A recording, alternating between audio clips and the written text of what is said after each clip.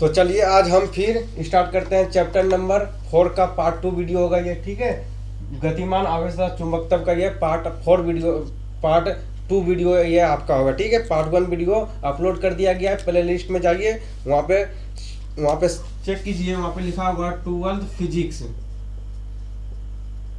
Physics में जाइए और वहाँ पे chapter number 1, chapter number 2, chapter number 3, chapter number 4 सारा अपलोड कर दिया गया है, जाकर वहाँ पे देख लीजिए। चलिए हम स्टार्ट करते हैं, ये आपका पार्ट 2 वीडियो होगा, ठीक है।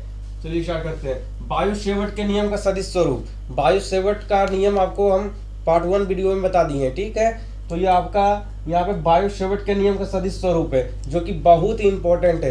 वायु सेवट के नियम का सदिश स्वरूप ऑब्जेक्टिव में पूछा जाता है और सब्जेक्टिव में भी पूछा जाता है कि वायु सेवट के नियम को लिखें तो उसके सदिश स्वरूप लिखें। अन्यथा आपसे पूछेगा वायु सेवट के नियम का सदिश स्वरूप जो है प्रूव करें, यानी कि इसका फॉर्मूला कहेगा आपको प्रूव करने के लिए, ठीक है। तो वो भी हम बताएंगे।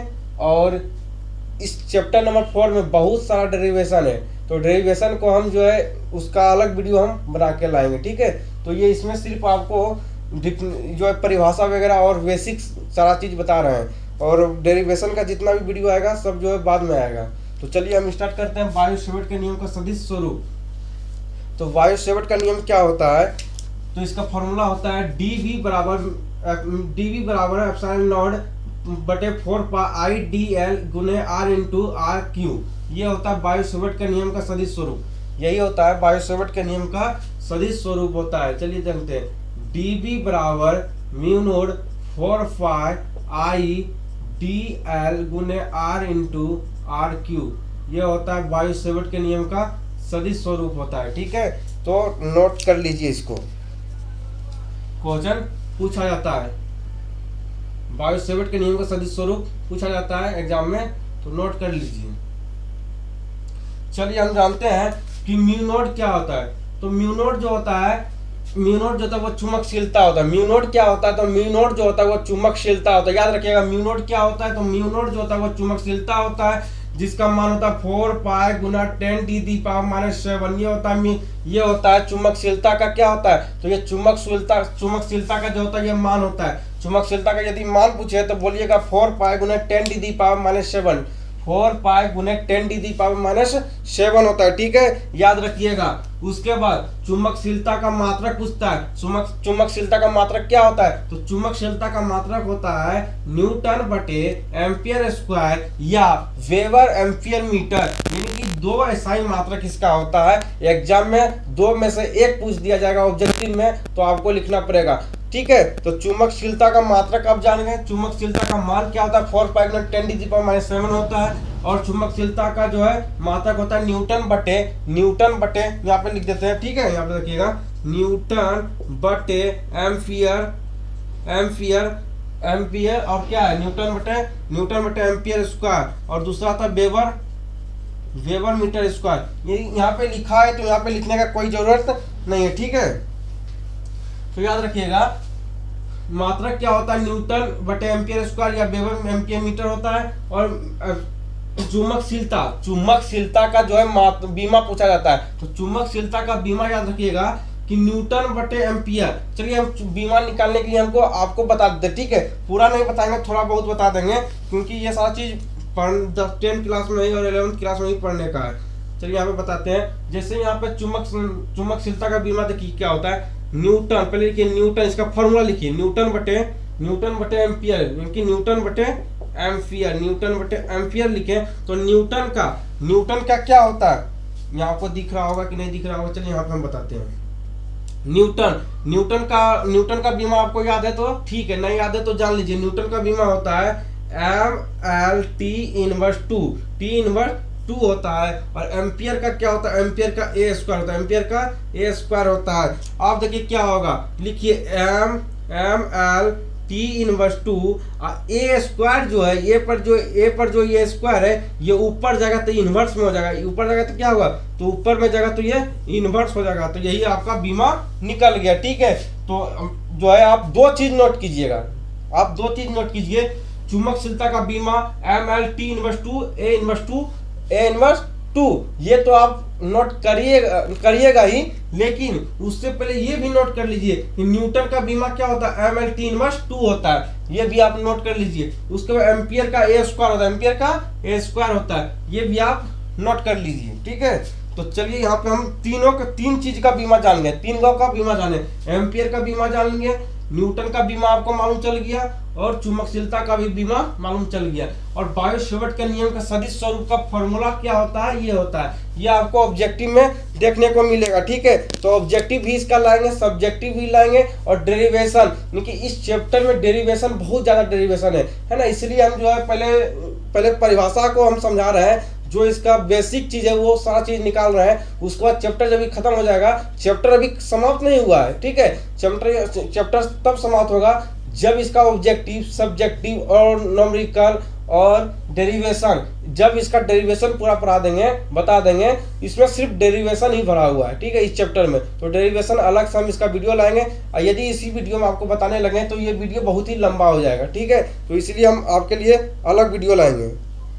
ठीक है, तो अलग वीडियो लाएंगे उसके लिए। तो उसके लिए देखिए, ये मत सोचिएगा कि बहुत जल्दी चैप्टर समाप्त हो रहा है इतना कम वीडियो में, इतना कम वीडियो नहीं, ये तो और ज्यादा वीडियो लगेगा, है ना। ये सारा चीज आपका क्या है, ये सारा चीज आपका जो है परिभाषा है, डेफिनेशन है। अभी जो है इसका जो है डेरिवेशन लाना भी बाकी है, डेरिवेशन लाएंगे, ऑब्जेक्टिव लाएंगे, सब्जेक्टिव लाएंगे। तो उससे पहले चलिए यहाँ पे हम जानते हैं। उसके बाद आपेक्षिक चुंबकशीलता के बारे में जानेंगे। आपेक्षिक चुंबकशीलता चैप्टर नंबर 1 यदि आप नहीं देखें जाकर देख लीजिए, वहां हम बताए थे विद्युतशीलता बताए थे, और यहाँ पे चुंबकशीलता सेम टू सेम वही होगा। जहाँ पे विद्युतशीलता लिखते थे वहां चुंबकशीलता लिख दीजिए, है ना। निर्वात में विद्युतशीलता वहां लिखते थे, तो वहां यहाँ पे लिख दीजिए निर्वात में चुंबकशीलता। वहां लिखते थे माध्यम में विद्युतशीलता, यहाँ लिखे माध्यम में चुंबकशीलता, और यही हो गया आपका डिफिनेशन हो गया। देखिए डिफिनेशन क्या लिखे हैं, आपेक्षिक चुंबकशीलता क्या लिखे, किसी माध्यम में चुंबकशीलता तथा निर्वात में चुंबकशीलता के अनुपात को क्या कहते हैं, तो आपेक्षिक चुंबकशीलता कहते हैं। चलिए इसको हम मिटाते हैं और आपको बताते हैं। चलिए हम यहाँ पे बताते हैं।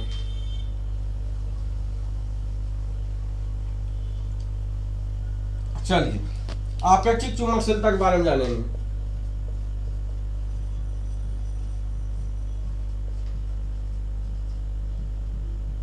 आपेक्षिक चुंबकशीलता तो क्या कहा जा रहा है, किसी माध्यम में चुंबकशीलता, याद रखिएगा किसी माध्यम में चुंबकशीलता। और वहां पे चैप्टर नंबर 1 में आपको क्या बताए थे, विद्युतशीलता के बारे में, तो वहां बोलते थे किसी माध्यम में विद्युतशीलता, और यहाँ हो जाएगा किसी माध्यम में चुंबकशीलता। चलिए फॉर्मूला से हम जो डिफिनेशन को तैयार करते हैं, तो इसका फॉर्मूला क्या होता है, तो इसका फॉर्मूला क्या होता है इनकी म्यू नोट क्या होता है, चुंबकशीलता। म्यू नोट क्या होता है, चुंबकशीलता, तो म्यू नोट बराबर होता है म्यू बटे म्यू नोट नहीं, म्यू आर बटे म्यू नोट। तो अब चलिए बताइए म्यू नोट इनकी बोलिए, किसी माध्यम में चुंबकशीलता बटे निर्वात में चुंबकशीलता के अनुपात को क्या कहेंगे, तो आपेक्षिक चुंबकशीलता कहेंगे।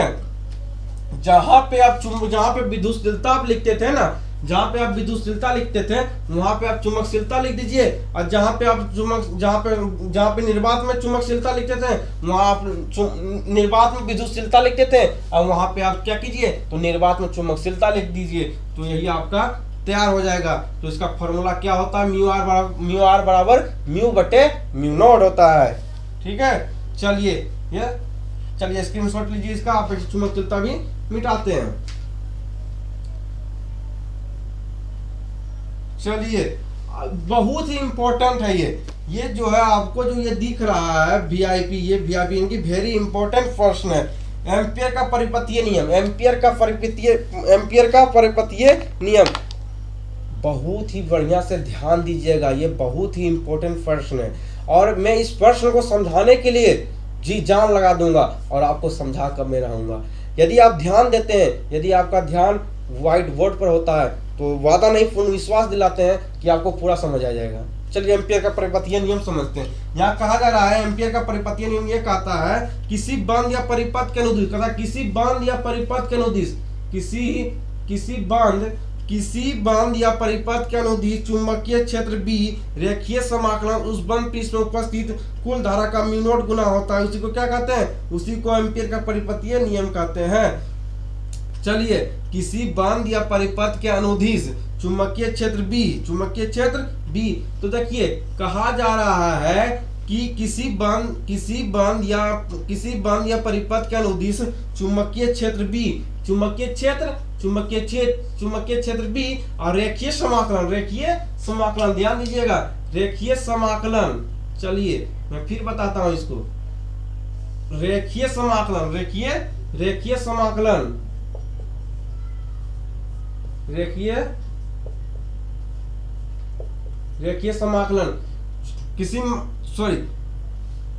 किसी बंद या परिपथ के अनुदिश चुंबकीय क्षेत्र B रेखीय समाकलन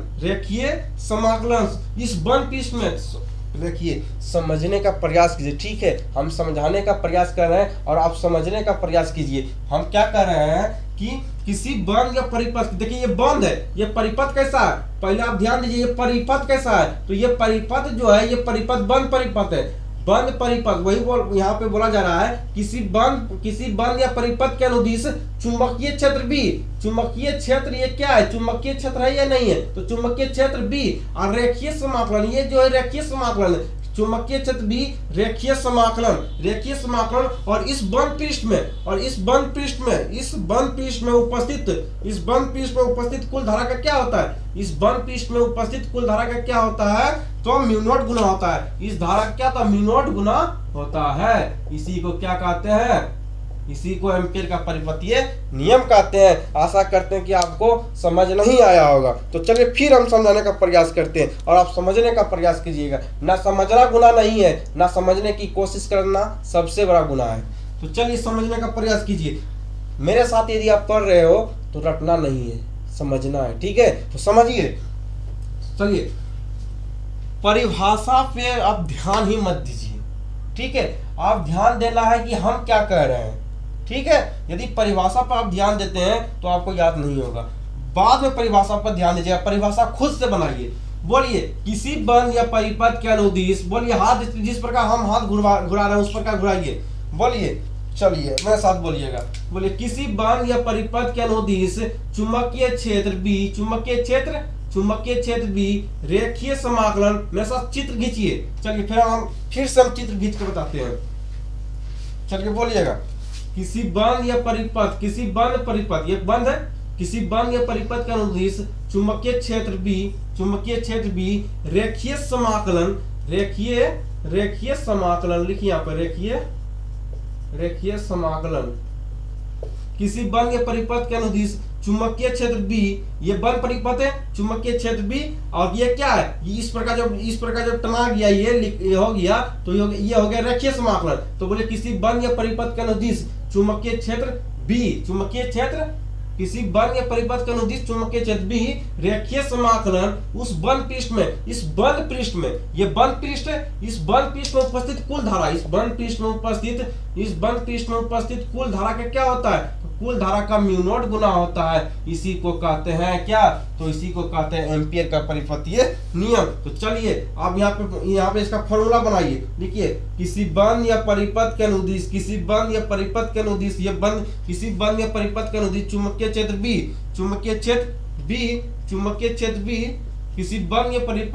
चुंबकीय क्षेत्र B रेखीय समाकलन उस बंद पृष्ठ में उपस्थित म्यू नॉट गुना होता है, उस धारा का म्यू नॉट गुना होता है। उसी को एम्पीयर का परिपथीय नियम कहते हैं।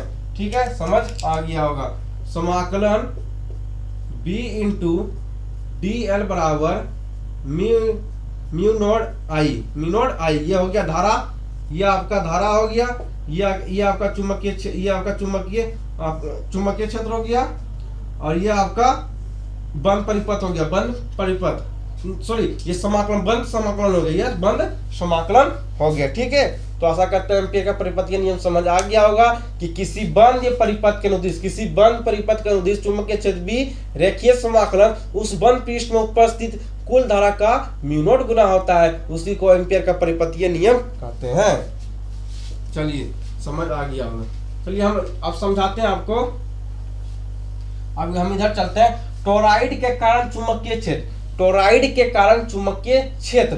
तो याद रखिएगा, एक बंद बल्ले के रूप में मोड़ी गई लंबी परिनालिका को टोरॉइड कहा जा रहा है। एक बंद बल्ले के रूप में, एक बंद बल्ले मतलब क्या होता है, क्योंकि बंद बल्ले मतलब यह होता है एक बंद बल्ले, एक बंद बला, देखिए यहाँ पे जो फिगर बना इसी प्रकार आता है कि एक बंद बल्ले के रूप में मोड़ी गई लंबी परिनालिका को टोरॉइड कहते हैं। यानी कहने का मतलब यह है कि मान लिया जाए, चलिए हम बताते हैं, चलिए यहाँ पे हम बताते हैं, मान लीजिए कि लंबा तार है, ठीक है, ये क्या है, ये लंबा तार है, मान लीजिए कि ये लंबा तार है, ठीक है, ये लंबा तार मान लीजिए कि 10 मीटर का है, ठीक है, लंबा तार 10 मीटर को। अब इसी लंबा तार को क्या करेंगे, मोड़ देंगे इस प्रकार, जो इस प्रकार क्या करेंगे, तो इस प्रकार, चलिए बड़ा करके फिगर बनाते हैं, इस प्रकार हम क्या करेंगे, इस बड़ा तार को मोड़ देंगे।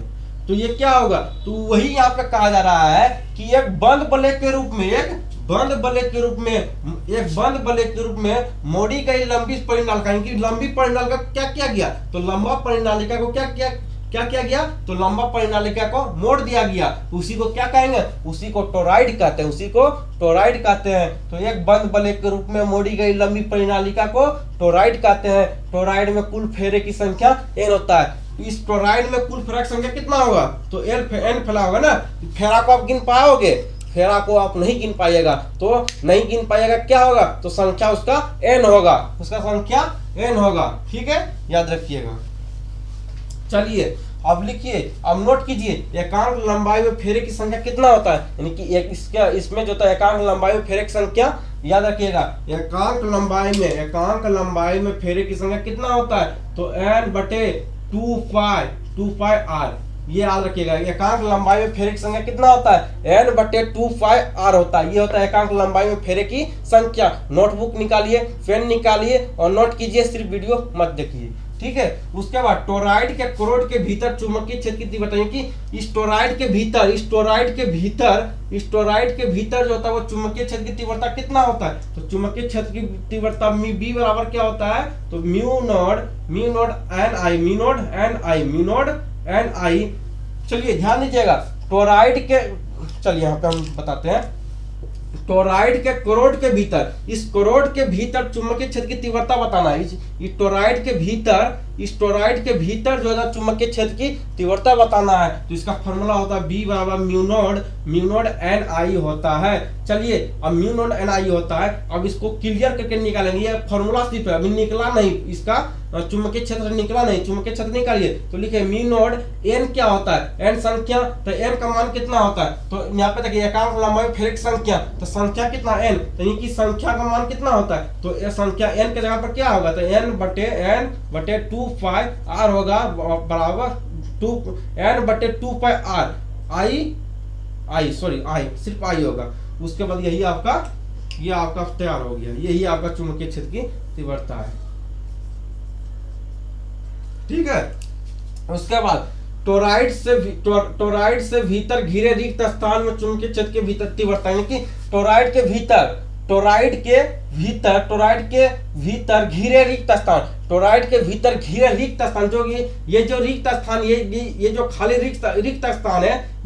रिक्त स्थान है, उसका जो होता है उसका चुंबकीय क्षेत्र की तीव्रता कितना होता है, तो 0 होता है।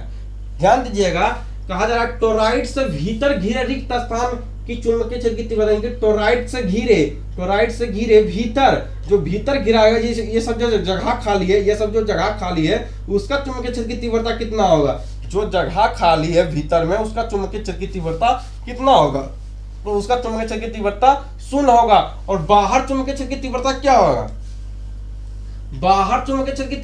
होगा, याद रखिएगा, नोट कीजिए, जो भीतर टोरॉइड के भीतर चुंबकीय क्षेत्र की तीव्रता 0 है, तो बाहर कितना होगा, तो बाहर भी 0 होगा। याद रखिएगा, बाहर भी क्या होगा, तो बाहर भी 0 होगा, ठीक है।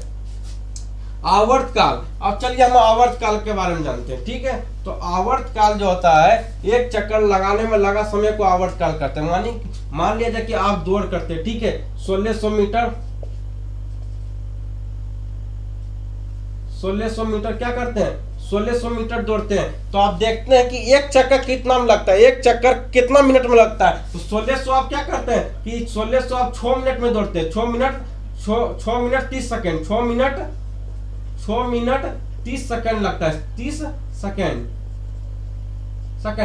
ये टाइम है, यानी 1600 मीटर मारने का टाइम 6 मिनट 30 सेकेंड। तो यदि आप देखते हैं कि मान लीजिए कि यहाँ से जो है आप दौड़ने का प्रारंभ किए, यहाँ से आप दौड़ने का जो है यहाँ से दौड़ने का आप प्रारंभ किए, यहाँ से दौड़ने का प्रारंभ किए, ठीक है, यहाँ से आप दौड़ने का प्रारंभ किए और एक चक्कर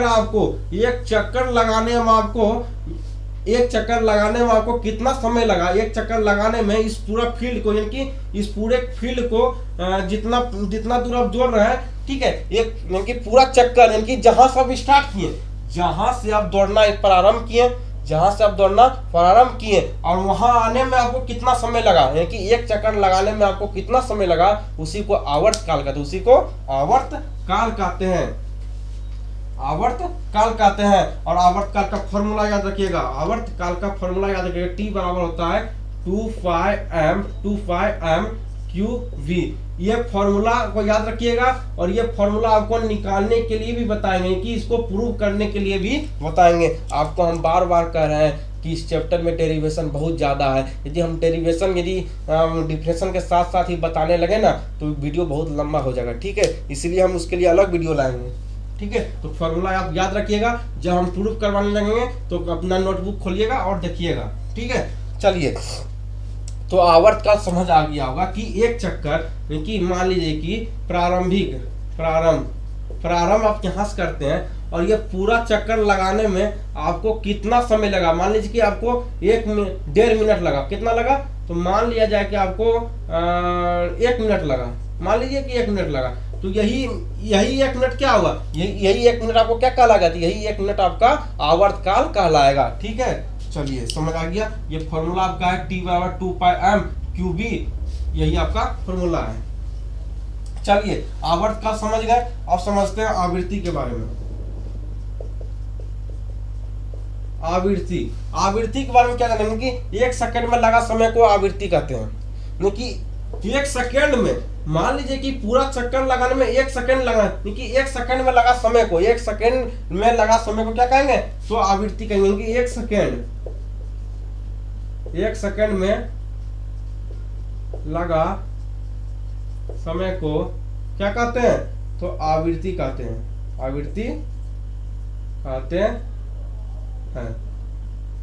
ध्यान दीजिएगा, 1 सेकंड में, ठीक है, यहाँ कहा जा रहा है कि एक चक्कर लगाने में लगा समय को क्या आवृत्ति का आवर्त काल कहते हैं। कि इसमें कोई फिक्स नहीं है कि 1 मिनट में होना चाहिए, है ना, 2 मिनट में, 1 सेकंड में, है ना, कि एक चक्कर लगाने में जितना समय लगा उसी को आवर्त काल कहेंगे। लेकिन यहाँ फिक्स कर दिया कि 1 सेकंड में लगा समय को ही क्या कहेंगे, तो आवृत्ति कहेंगे। तो इसका फॉर्मूला क्या होगा, इसी का उल्टा कर दीजिए, यहाँ लिखिए n बराबर, तो उसी का उल्टा कीजिए, तो QV चल जाएगा ऊपर। आवृत्ति का आवर्त काल का फॉर्मूला क्या होता है, T बराबर 2πm QV होता है, n से आवृत्ति को सूचित किया जाता है, तो T बराबर 2πm QV होता है। तो QV को ऊपर कर दीजिए, और 2πm को नीचे कर दीजिए। ये फॉर्मूला हो गया, और ये फॉर्मूला को प्रूव भी करना है, तो आपको हम बार बार बता रहे हैं कि प्रूव करेंगे तो अलग वीडियो लाएंगे। चलिए, हाँ, हम समझते हैं लॉरेंज वॉल के बारे में हम जानेंगे। ये जो लॉरेंज वॉल है, ये बहुत ही इम्पोर्टेंट है, ठीक है। तो ये इसको वेरी इंपॉर्टेंट है कि वीआईपी पर्सन, ये बहुत ही वीआईपी पर्सन है। तो लॉरेंज बल किसे कहेंगे, लॉरेंज बल वैसे बल को कहते हैं जब कोई आवेशित कण चुंबकीय क्षेत्र में गति करता है, तो आवेशित कण पर एक बल कार्य करता है, उसी को क्या कहेंगे, उसी को लॉरेंज बल कहने। मतलब यह है कि मान लिया जाए कि ये चुंबकीय क्षेत्र, ये क्या है, तो ये आपका चुंबकीय क्षेत्र है, और ये चुंबकीय क्षेत्र में क्या करता है, तो एक जो आवेशित कण क्या करता है, आवेशित कण जो होता है वह गति करता है। यह आवेशित कण क्या करता है, ये क्या है, ये आपका चुंबकीय क्षेत्र है। बहुत ही हम डीपली में समझा रहे हैं, ये क्या है, तो ये आपका चुंबकीय क्षेत्र है। और चुंबकीय क्षेत्र के अंदर क्या कर रहा है, तो जो है चुंबकीय क्षेत्र के अंदर आवेशित कण क्या कर रहा है, तो आवेशित कण गति कर रहा है, और वही कह रहा है कि जब चुंबकीय क्षेत्र के अंदर आवेशित कण गति करता है तो उस पर एक बल कार्य करता है, उसी पर क्या करता है, चुंबकीय की आवेशित कण पर क्या करता है, तो आवेशित कण पर चुंबक जो एक बल कार्य करता है, उसी को क्या कहते हैं, उसी को हम लोरेंज बल कहते हैं। जब चुंबकीय क्षेत्र के अंदर आवेशित कण जब गति करता है तो उस आवेशित कण पर क्या करता है, तो एक बल कार्य करता है, उसी को लोरेंज बल कहते हैं। आशा करते हैं कि आपको लोरेंज बल भी समझ आ गया होगा। तो मिलते हैं अगले वीडियो में, तब तक के लिए बाय बाय। जय हिंद, जय भारत, जय बिहार।